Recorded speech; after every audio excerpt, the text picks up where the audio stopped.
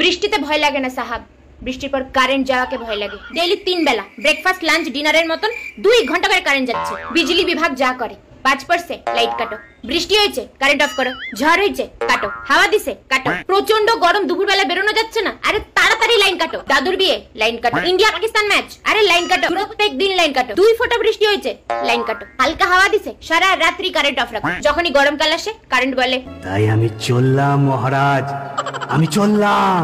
Current office মানে একটা ছুতা পাইলেই হলো, দুম করে কারেন্ট অফ করে দিবে। গরমকালে আরো বেশি উৎপাত। ডেইলি মোটামুটি এখন সস্তার ক্যান্ডেল লাইট ডিনার করতেছি।